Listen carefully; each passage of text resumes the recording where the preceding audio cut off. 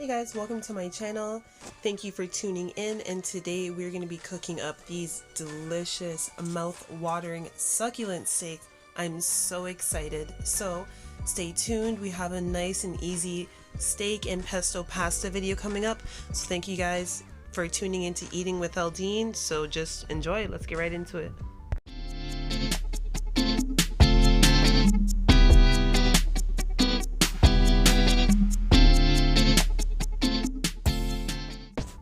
Okay guys, so let's get right into it. Firstly, I'm trying something different with this voiceover. I want to make my videos a bit shorter, so we're trying a thing.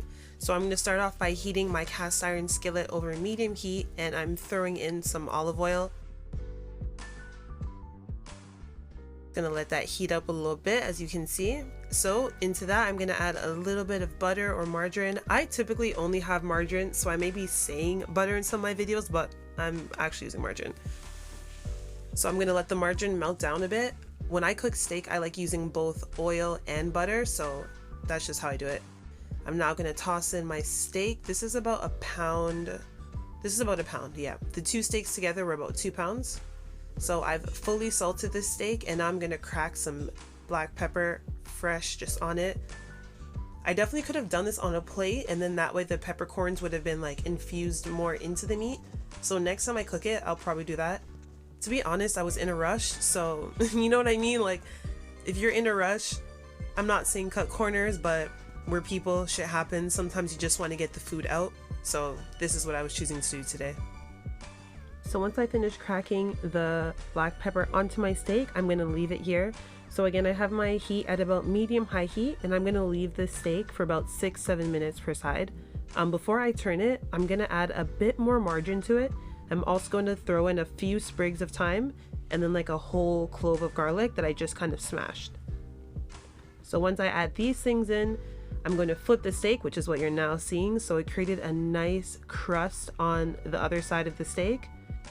So it's kind of hard to see right now because I'm like holding the pan and shit, but I'm tilting the pan on its side so that way I could baste the olive oil butter mixture on top of the steak to evenly cook it and speed up cooking.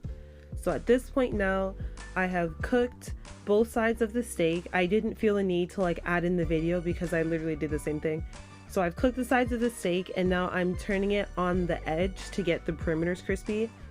I love steak, and when I go out for steak, I'm not normally too picky, but I don't like when the fat on the sides of the steak is like soggy and greasy. You know what I mean? Like, I like my ends to be charred, even though I don't like my steak well done.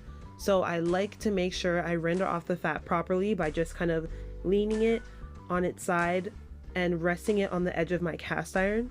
And thankfully, cast irons conduct a lot of heat well. So if you rest it along the sides of the cast iron, it's just as hot as the base that's actually making contact with the heat source. So I'm just going to continue to get all the sides and make sure all the edges are crispy.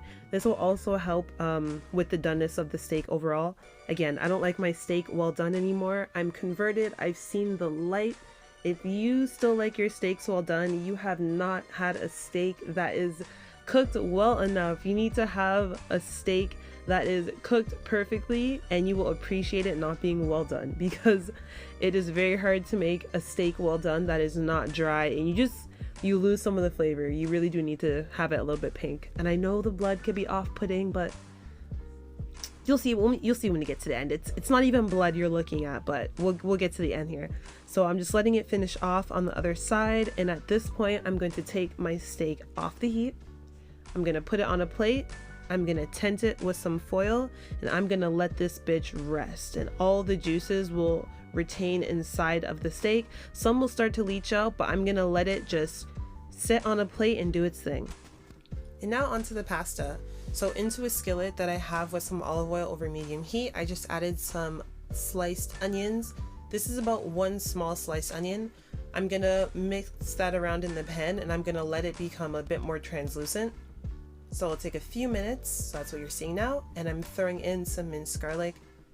This is about 3 big cloves. I've been having some really big garlic these days with some like big ass cloves. So my 3 cloves is probably not the same as your 3 cloves, but with seasonings and things like this, it's all your preference. So if you like more garlic, go for it, throw in more. If you like less garlic, and chill, don't use as much, you know what I mean? So cool, I'm just gonna mix that around in the pan. Don't drag me for using metal in a skillet, but I love this spoon.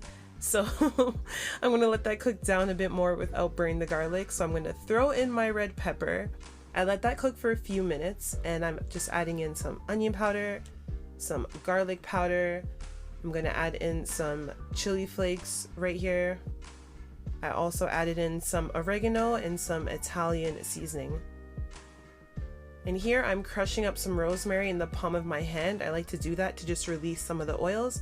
So I crush up the rosemary, you know, like you're breaking up your tings, just crushing it up in the palm of your hand, boom, dash it in the pan, and now I'm mixing that around with the peppers that have begun to soften a bit. Now I'm throwing in my favorite jarred pesto, it's classical brand. In one of my earlier videos that was titled Quick Pasta, I used the sun-dried tomato version of this, and here I'm using the traditional green pesto, which is made from basil, parmesan, and pine nuts. So I'm throwing in a few dollops, so this is going on 3, so it's about 3 tablespoons. Again, you can adjust. I'm not even gonna put a recipe for this dish because it's just so free-handed and so subjective, like literally however you're feeling, dash it in. So I'm just gonna mix this around until all the pesto is pretty much mixed in with the peppers and cooks down a little bit just to take the raw edge off of it.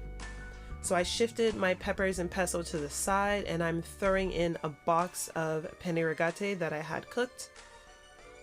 Yes, so I cooked it al dente because no one likes soggy, gluggy pasta. So you can see it still has some of its firmness. And I'm just gonna fully mix up the pasta now with the pesto sauce, the peppers, the onions, the garlic, the extra herbs I added in here. I added in salt and black pepper. I didn't mention that earlier, but I always add that to everything. Yes, and that's it. Like, that was really quick. And there you have steak and pasta.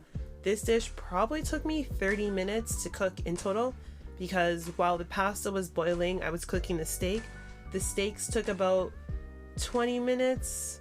I lied. Okay, so this whole dish probably took about 40 minutes because the steaks probably took about 25 minutes in total between the two of them. And here you have it plated, yes. So again, if you like your steak more done, definitely cook it to your liking. I do not like my steak well done, therefore I did not cook my steak to a well done temperature. So this, I was aiming for medium well. This definitely isn't no damn medium well, but I enjoy this nonetheless. Thank you for tuning in to this quick video. Make sure you subscribe, like, and comment, share with all your family and friends, and thank you. It's Eating with Aldene.